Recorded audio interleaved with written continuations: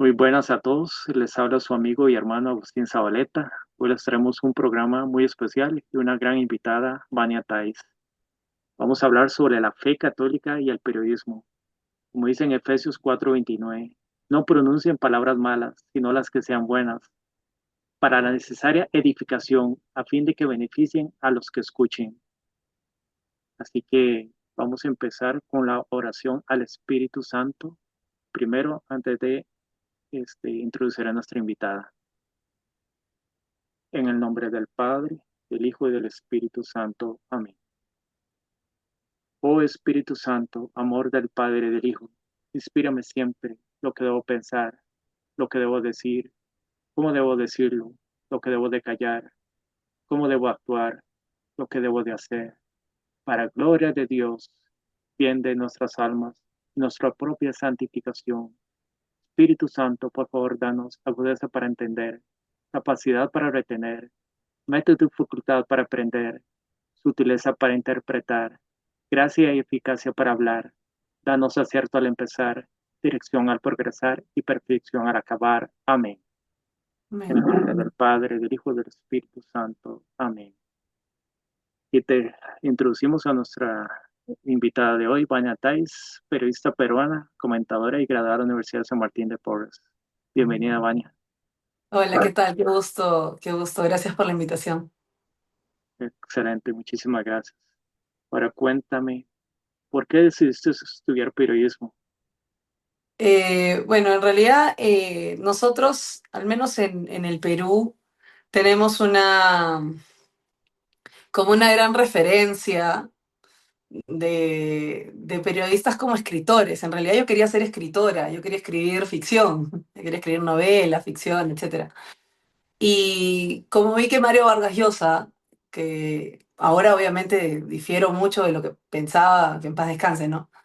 Pero en su momento como lo veía como una gran referencia y decía, bueno, de repente el camino para escribir es el periodismo, ¿no? Entonces empecé a acercarme al periodismo como a los 16 años, pero después cuando empecé a ejercer, digamos, y a estudiarlo más, inmersa ya en la carrera, el hambre de la información me ganó completamente. O sea, era constantemente estar buscando la noticia, constantemente estar buscando qué cosa podía hacerse tendencia, constantemente estar buscando respuestas y dar la contra, porque me pasaba que desde el 2000 había una suerte de resistencia muy grande a lo que hoy conocemos como derecha. Y digo entre comillas derecha porque yo no soy ni de derechas ni de izquierdas, yo soy católica, entonces a mí me da igual.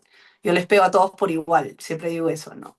Pero había una resistencia muy grande a lo que se conocía como derecha, porque además estaban denigrando mucho a policías y militares que dieron su vida en la lucha contra el terrorismo de los 80 en el Perú. Y yo soy nieta de un guardia civil, ¿no?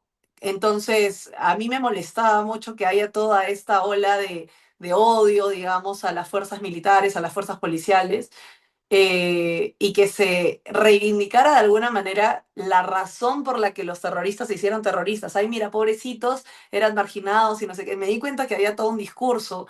De hecho, mi primera manifestación, digamos, en contra de estas ideologías izquierdistas totalitarias fue en el colegio, cuando estaba todavía en el secundario, y de pronto llegó un tipo a decir que no era terrorismo, sino conflicto armado interno y que había que ponerse en la mente del terrorista prácticamente para entenderlo y la reconciliación y no sé qué. Y yo, hermano, yo he visto esto, ¿no? Y le saqué las imágenes y me paré y me fui, ¿no? Entonces, desde ese día, como yo siempre tuve esta idea de, hay un periodismo malo, ¿no? Hay un periodismo terrible, mentiroso, que pretende tergiversar la historia. Y acá viene algo muy importante que yo vengo diciendo desde hace un montón de tiempo. Los periodistas somos los guardianes del archivo histórico del mundo, porque desde que se creó la imprenta y tal, empezaron los libros, pararon las cartas, pero pararon los pergaminos, ¿no? Y empezó a haber una difusión más grande de la información. Y cuando empezó la prensa es la que documenta la historia.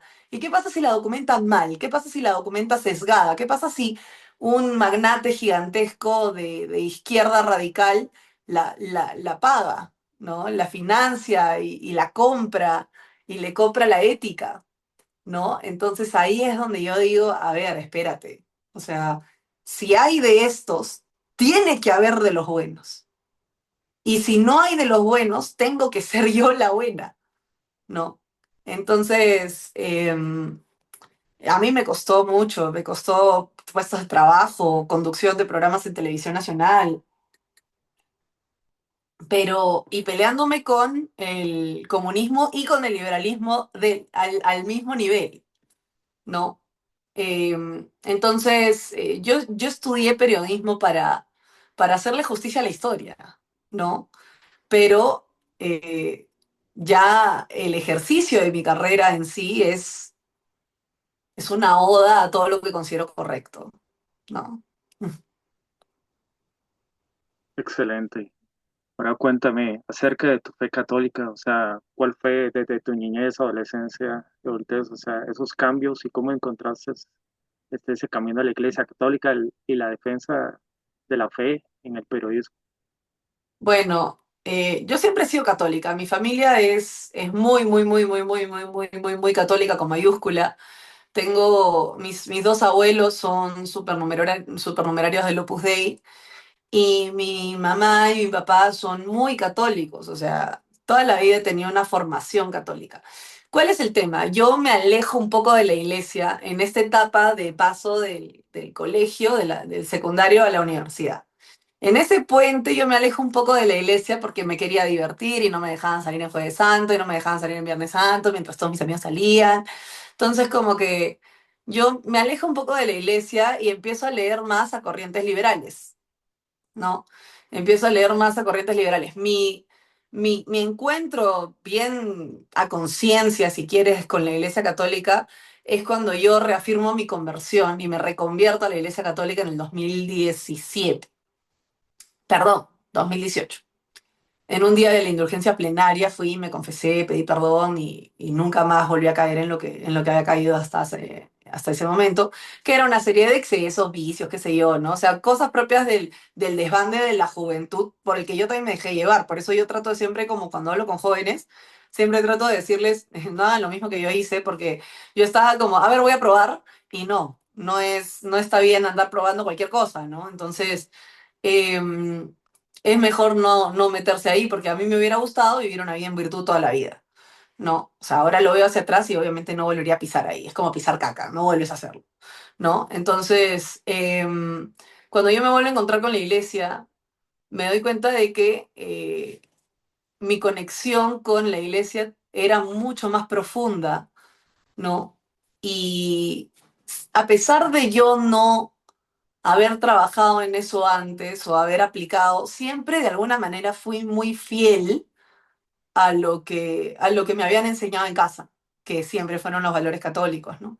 Entonces, yo siempre había defendido a la iglesia, yo nunca la había denigrado o atacado, o cuando la atacaban siempre la había defendido, así ya estuviera alejada, ¿no? Siempre había mantenido esa línea. Pero justo en el 2018, ya me acordé, justo en el 2018 salió un spot comercial de un centro comercial, ya que era el Yokey Plaza en Lima, poniendo en el Día de la Madre a un par de homosexuales. O sea, ponían a mamás normales, a mamás solteras, a mamás X, y de pronto, ¡pum!, una pareja de hombres, ¿no? Y yo, o sea, entonces yo me molesté y ahí es donde yo empiezo, si quieres, mi vida pública, ¿no? O sea, ya tenía Twitter, ya tenía redes, ¿no? Pero para hacer hígado, pues, ¿no? Y ya está. Pero cuando yo me voy en contra de eso es como, señores del Yoki Plaza, o sea, la mayoría de los consumidores que ustedes tienen somos conservadores. Entonces, ¿me puede explicar como para qué miércoles me está poniendo a dos hombres ahí, ¿no? O sea, y me gané el odio de un montón de gente, ¿no? Porque era como tú, ¿cómo vas a hablar de esto? Que no sé qué, que tal cara que tienes, que no sé qué. Yo, no, pero es que, a ver, aguanta, o sea, yo puedo haber hecho misa cuando era más chiquilla, pero yo jamás he dicho, ¿no? Que una pareja de hombres puede reemplazar a una madre. ¿no? Yo puedo haber hecho misa cuando era más chiquilla, pero jamás me vas a ver diciendo que un niño puede tener dos mamás, o que está bien que haya, que creen básicamente a niños prefabricados con inseminaciones artificiales para tener el gusto de tener a sus mascotitas humanas. Yo no estoy de acuerdo con eso, nunca estuve de acuerdo con eso. Entonces no me pongan cosas en la boca porque tú hiciste X y Y, o sea, a mí no me molesten con eso, ¿no? Entonces empezó como esta mecha, esta gran pelea, y yo, o sea, y empezaron con que, es que tú eres católica y los católicos son fanáticos. Y desde ahí yo llevé la etiqueta feliz, ¿ah? Sí, yo soy una fanática. ¿Cuál es el problema? O sea, y ahí es cuando de repente hay gente que dice, no, pero no deberías radicalizarte tanto, no deberías decir estas cosas, no deberías decir estas otras, porque tú eres una periodista y los periodismos tienen que ser siempre objetivos. Y yo, no, no, o sea, yo soy una persona primero católica, después todo lo demás. O sea, primero soy católica, después soy mamá y después soy todo lo demás, ¿no? Pero, a ver, o sea, las cosas en orden, ¿no? Si yo hago una información, ¿no? Si yo hago una nota informativa, por supuesto que va a ser objetiva y te voy a dar únicamente los hechos de lo que ha pasado. Pero eso no quita que yo sea un ser humano y tenga una opinión, que tenga una religión, que tenga una fe. Entonces, hay que aprender a distinguir el oficio de la persona, ¿no? Y además el periodismo debería, porque no necesariamente lo es ahora, pero debería ser el más noble de los oficios, ¿no? El oficio más veraz, el oficio más bueno, y no lo es. ¿Por qué? Porque, bueno, hay una noticia que te dice que el grupo fascista XYZ está apoyando la candidatura de una mujer fascista, no sé cuántos, y resulta que en eso salía yo y el periódico era el New York Times, y no había fascismo, porque hasta donde yo sé, Keiko Fujimori en el 21 y hasta el día de hoy es una socialdemócrata, ni siquiera es de derechas, ¿no? Entonces es como, ¿de qué me están hablando? Y si la apoyé es porque literalmente era eso, un comunista, ¿no? Entonces, ¿de qué me están hablando? O sea, pero claro, la etiqueta es muy fácil de dar, ¿no? Entonces, mi fe católica como que se fortalece con el ejercicio de mi carrera y ahí es donde yo decido que primero y antes que nada, así me cueste trabajo, sí va a ser siempre católica. Y me vuelvo peor, ¿no? Por eso el padre Jorge Vargas me dijo una vez como, siempre a los conversos les encuentro esta, como que huele a pólvora con ustedes, ¿no? Porque se nota que son conversos porque tienen un fuego distinto. Yo le digo, claro, lo que pasa es que cuando te alejas y regresas y sientes ese calor del perdón de Dios, tú dices, aguántate, si yo no entrego mi vida a esto, no tiene sentido que la viva, ¿no? Entonces encuentras literalmente tu vida es entregada a eso. Yo tuve un año muy duro, que fue el 22 porque justo perdí ese trabajo que te digo como conductora en un canal de televisión y no sé qué. Y yo decía, o sea, ¿hasta qué punto me vas a apretar? Porque ya me cansé de ser tu mejor guerrera, ¿no? Y justo a inicios del 23 me llama el que ahora es mi jefe y me dice, oye, ¿te interesa venir a trabajar a Estados Unidos? Mira, vamos a hacer este proyecto, queríamos que tú lo dirijas, no sé qué, que tú seas la editora, que hagas este trabajo, y si puedes, ayúdame con esto, ¿no? Entonces yo como, bueno, sí, puede ser, y me quedé en un medio de comunicación que es la rama hispana de Catholic Vote en Estados Unidos, que es voto católico. eh, Nunca he sufrido de censura, nunca en nada de lo que he hecho. Mis pensamientos, mi idea está completamente alineada con el medio en el que trabajo. No hay nada que ellos digan con lo que yo no esté de acuerdo y hasta ahora no hay nada de lo que yo haya dicho con los que ellos no están de acuerdo, ¿no? Entonces, la verdad que ya voy casi 2 años trabajando en... Es más, ya cumplí 2 años. Ya cumplí 2 años trabajando en voto católico. eh, Estoy muy contenta y es lindo porque tengo todo lo que quiero. O sea, hago política, hago periodismo político, hago periodismo de opinión, hago periodismo informativo, ¿no? Y al mismo tiempo todo es para Dios. ¿no? Entonces es como la ecuación perfecta, es como la ecuación perfecta de lo que siempre quise hacer porque por fin mi trabajo y mi fe no se contraponen, ¿no? Amén. Bendito sea Dios. Gracias a Dios. Ahora cuéntame, ya había una imagen del periodista y el periodismo en general. Ya se le ve casi como la imagen que se tiene de un abogado, de un político. O sea, hay una crisis mundial del periodista, del periodismo en general. Cuéntanos qué es lo que está pasando, o sea, porque ya el periodista ya no lucha, o sea, no podemos generalizar. Gracias a Dios hay personas, periodistas como tu persona, muchos otros, que hablan con la verdad, pero en realidad ya hay una crisis, pienso yo, en general, de que se dejan manipular por personas con mucho poder e influencia. Lo que pasa es que, como te digo, ¿no? Como el periodista es el guardián del archivo histórico del mundo, la izquierda, sobre todo la izquierda, ¿no? Y cierto grupo de personas que no podemos mencionar, este, lamentablemente se dieron cuenta de que si querían alterar la percepción de la población, tenían que empezar, ¿no? Por su recepción de la información.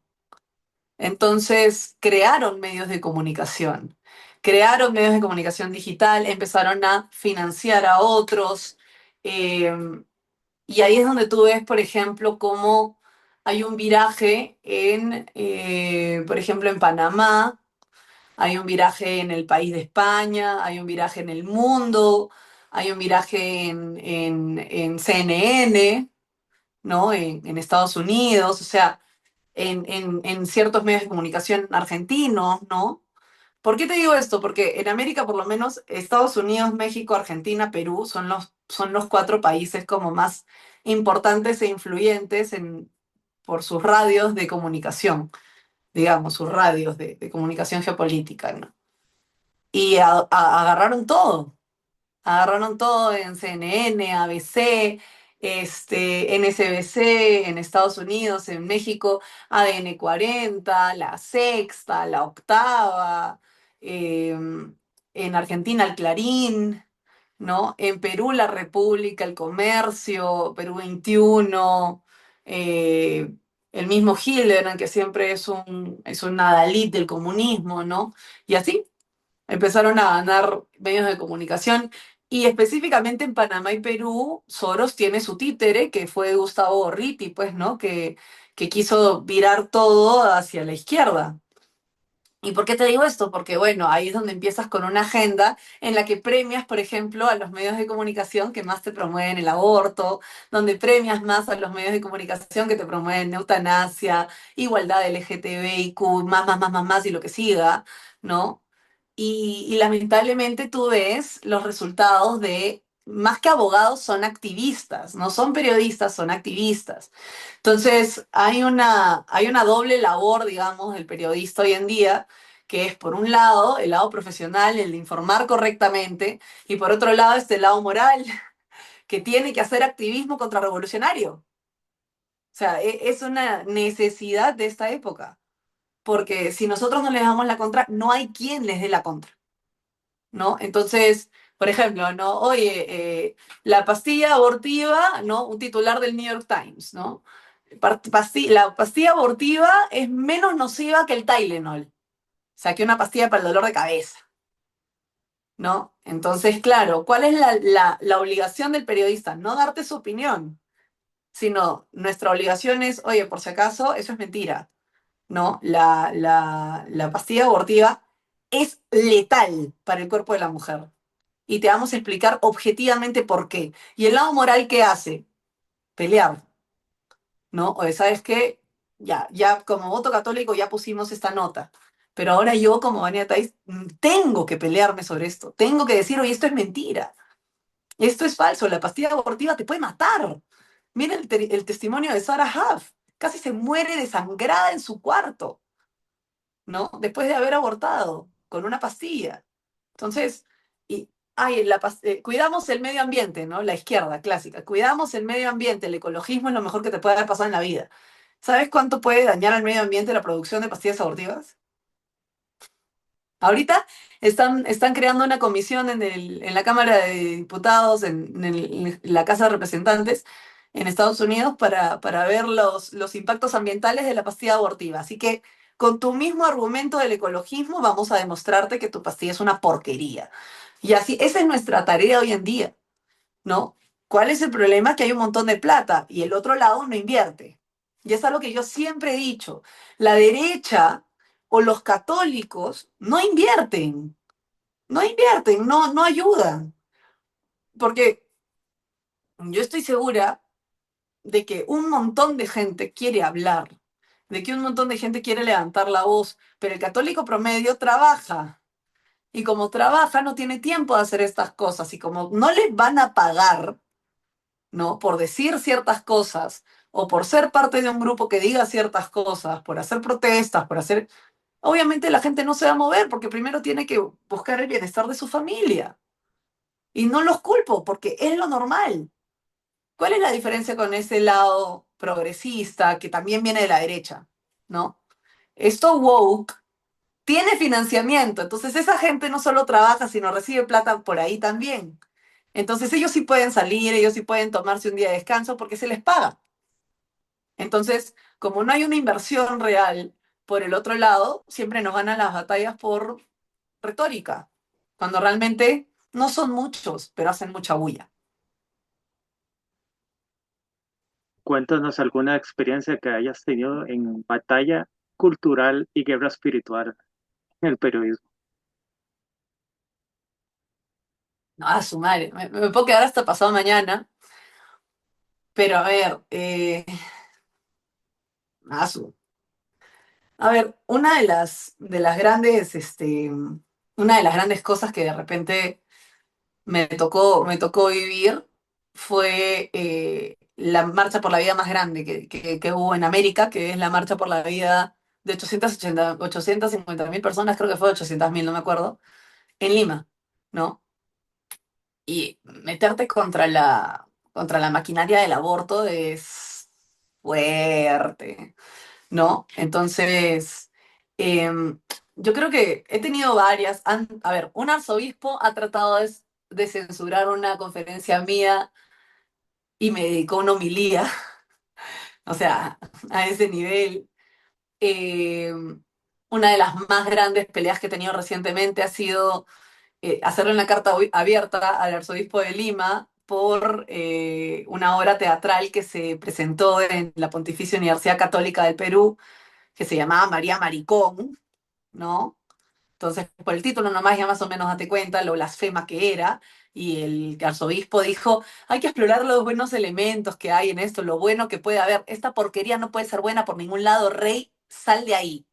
O sea, no me trates de decir eso, ni tampoco trates de como blanquearlo porque, ay, bueno, hay que explorar lo que dicen los chicos porque la iglesia tiene que ser más del mundo. No, ¿no? Entonces, por otro lado, bueno, eso.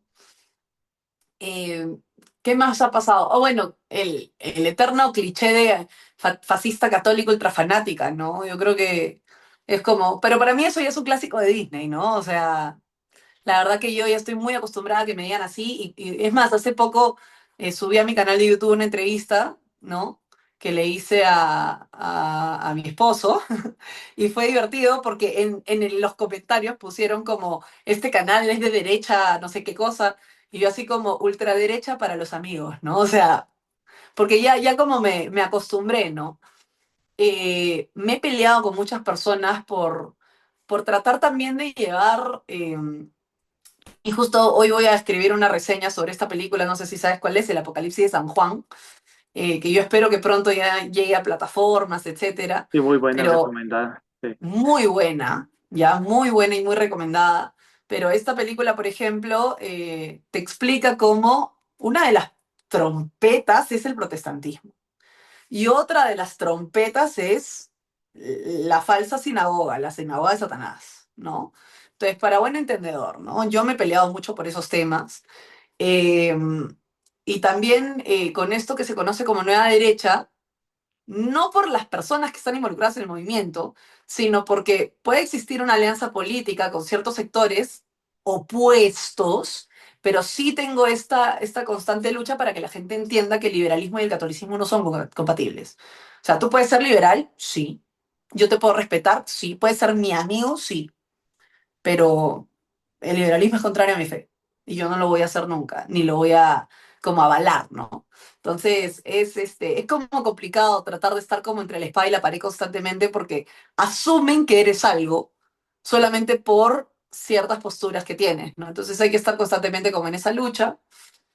Pero sí, o sea, que se abran las misas por la pandemia que hubo, lamentablemente pues la gran censura que hay al rito tradicional en ciertos países, a mí me da mucha pena, pero es cierto.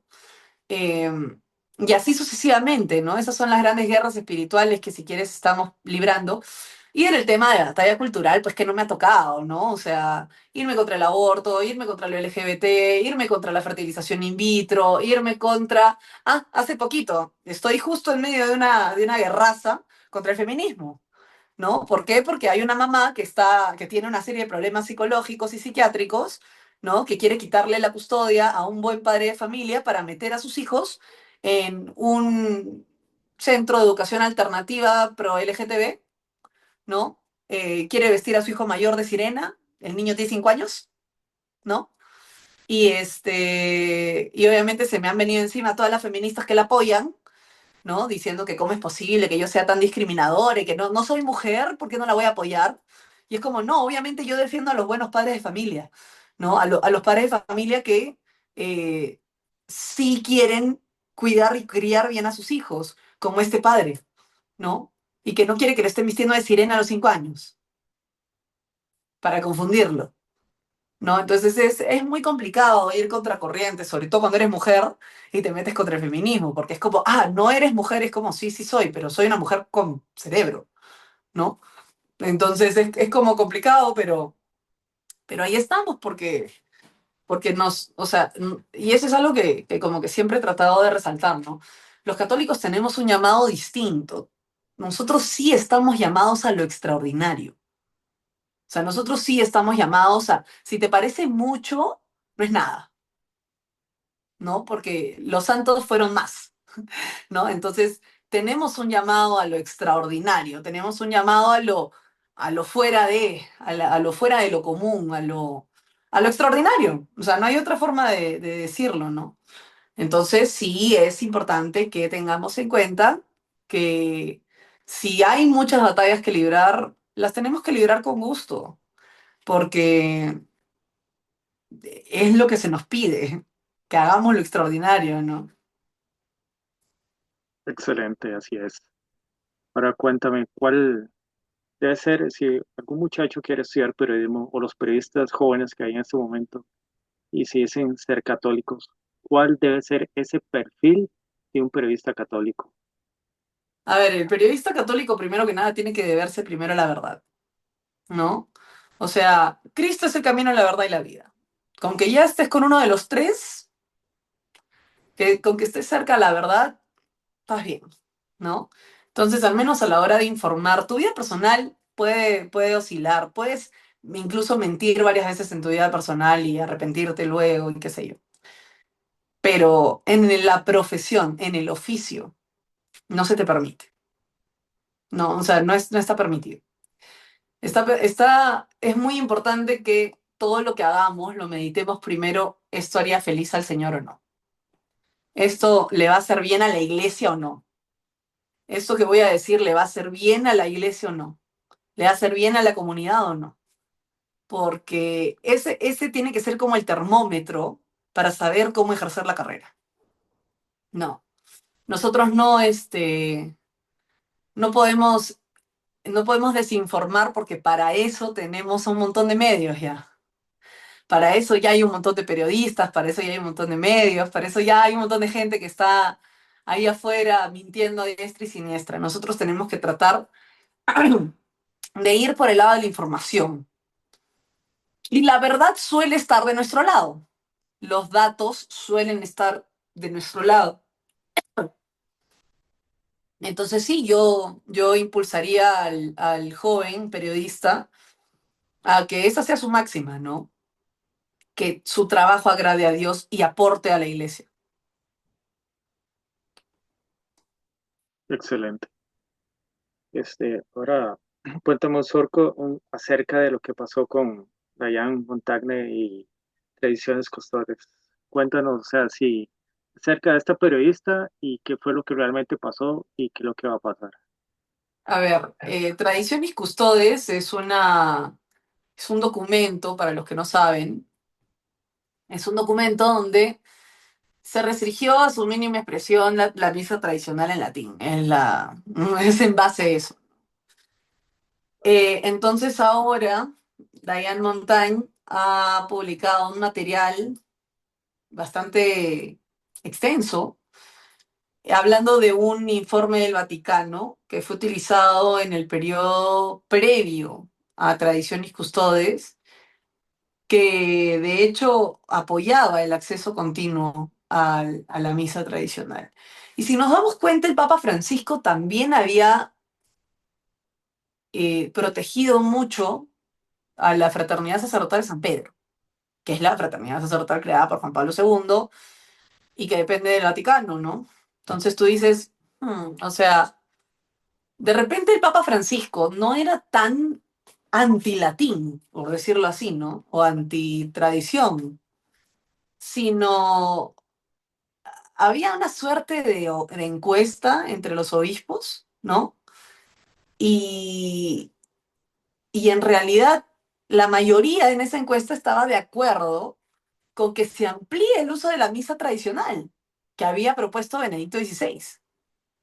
Y el Papa también, el Papa Francisco, dijo que el latín era un aporte cultural inmaterial para toda la humanidad. Y eso lo reportó Info Vaticana. Entonces, si tú dices, ¿de dónde miércoles salió entonces Tradiciones Custodes, no?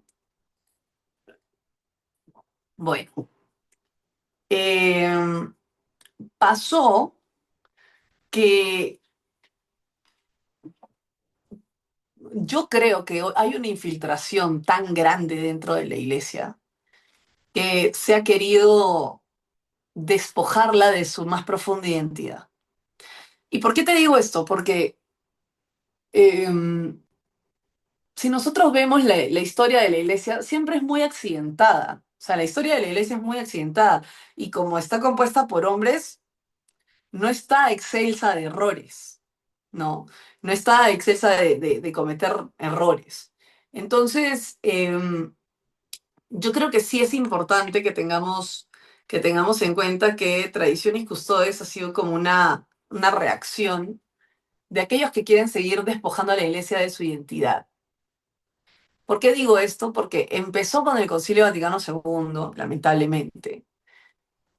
Al consultarse este nuevo rito, el Novus Ordo, ¿no? Este nuevo rito, Juan XXIII decidió abrirle las puertas al mundo, ¿no?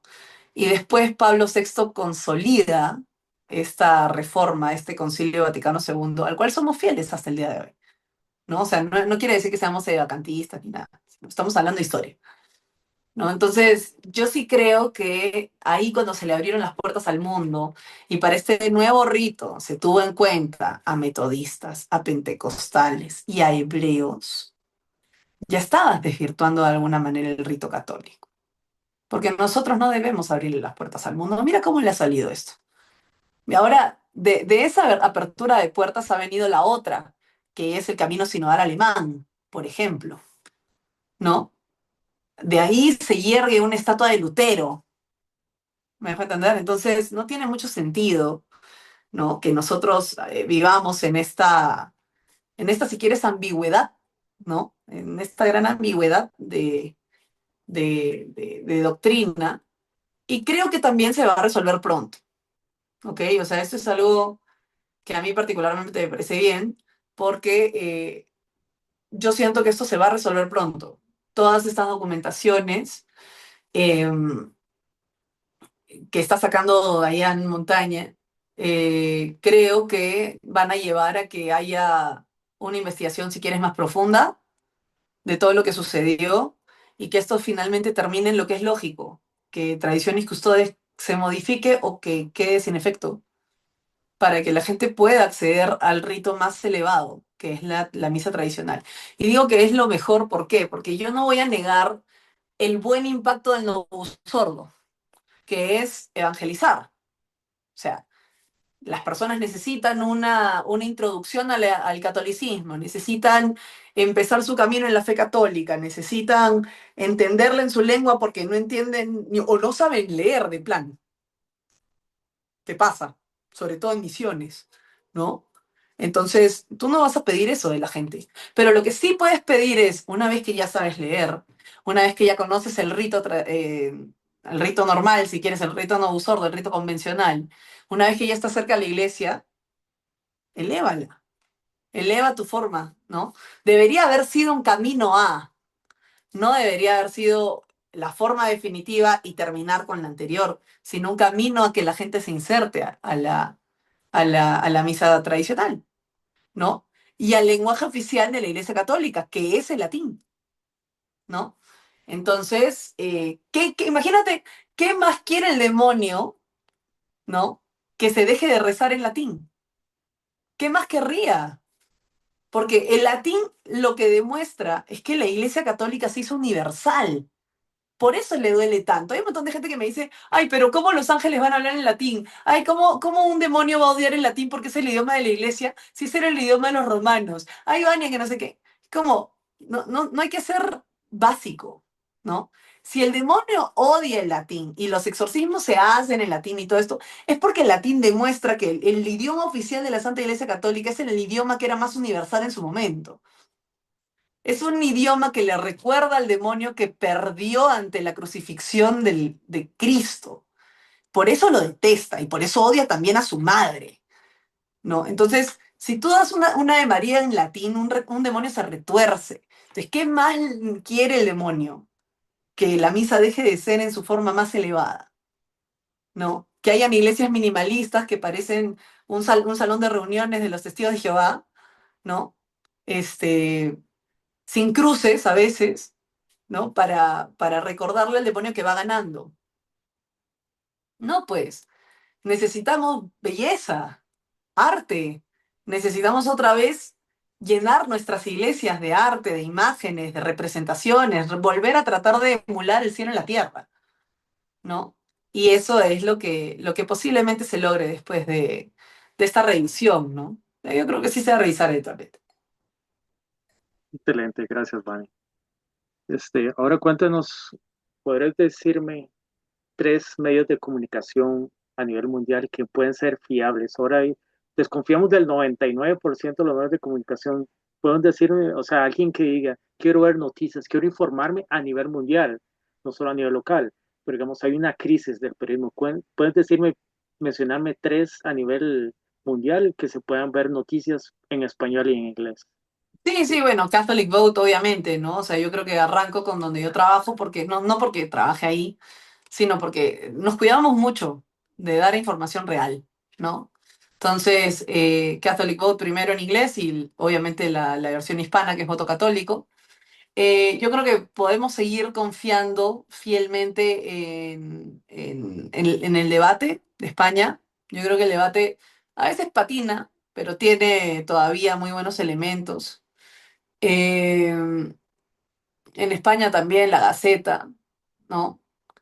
Y bueno, en realidad hay medios independientes, ¿no? O sea, por ejemplo, cuando hablo de Perú, hablo de Recutecu Media, ¿no? Que es como más informal, son más podcasts, CTV Perú, que yo tengo un programa los sábados, ¿no? Yo trabajo solamente con gente que sé que es verosímil, ¿no?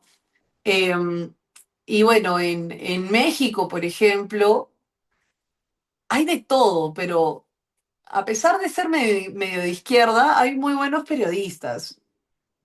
Aristegui es buena. Aristegui es buena a pesar de que a mí todavía me da un poco de cringe porque es un poco izquierdista, pero al menos en la parte informativa se cuida mucho de no dar fake news, ¿no? Entonces, a veces tener en cuenta eso. Yo te diría, a nivel mundial, Asiprensa siempre va a ser una buena referencia. Creo que Asiprensa hace un muy buen trabajo. Y también ACN, ¿no? O sea, la Agencia Católica de Noticias, ¿no? O sea, en general, ACN, Asiprencia, EWTN, son buenos medios de comunicación. Para información de la iglesia, yo confío mucho en el periodista Alejandro Bermúdez, que tiene un portal que se llama Hoy en la Iglesia. Es muy bueno, denle una revisada porque hay muy buena información ahí, de primera mano además, ¿no? Entonces, muy buena. Eh, y bueno, en realidad por ahora medio paro de contar porque si hay algo que Info falta. Vaticana. Ah, Infovaticana, claro, Sí, Infocatólica, Infovaticana, los dos infos, ¿no? sí, Sí, sí, sí. Infocatólica e Infovaticana también son muy buenos portales. Yo diría que, por ejemplo, ¿no? Hay algunas noticias en Voz Media US y en Fox News que sí son muy buenas, ¿ok? Pero hay que tener mucho cuidado con ambos, porque políticamente están muy amarrados, ¿no? sí. Sí, Fox Entonces, News como que sí, a veces sí hace lo que algo. pasa es que Fox News lamentablemente es muy pro, Sí, ¿no? Entonces no sí, quiero. sí, sí. Sí, no, Y no. Ah, Newsmax, Newsmax tiene sus momentos, también, sí, también tiene sus momentos. New York Post también tiene sus momentos, ¿no? Pero hay que, por ejemplo, PragerU, The Blaze, eh, a la larga son de cristianos, bueno, disque cristianos, ¿no? Son de protestantes. Entonces yo sí tendría cuidado, porque terminan siendo muy sionistas. No, yo no banco eso. Por eso todo está muy bien hasta que dicen lo natural, por ejemplo, si es la típica del bíblico, ¿no? Por eso me gusta Tucker Carlson, me gusta mucho Tucker. Pero, por ejemplo, ¿no? La Biblia dice que el que bendiga a Israel le va a bendecir tal cosa y el que esté en contra de Israel está en contra de Dios. Nosotros somos el nuevo Israel, ¿no? O sea, ¿de qué Israel me estás hablando? Porque ese lo creó prácticamente la ONU. O sea, ¿de qué Israel me estás hablando? Porque el Estado que maneja Netanyahu no es el Israel bíblico, ¿no? Pero es complicado, pues, porque están en una coyuntura complicada, qué sé yo.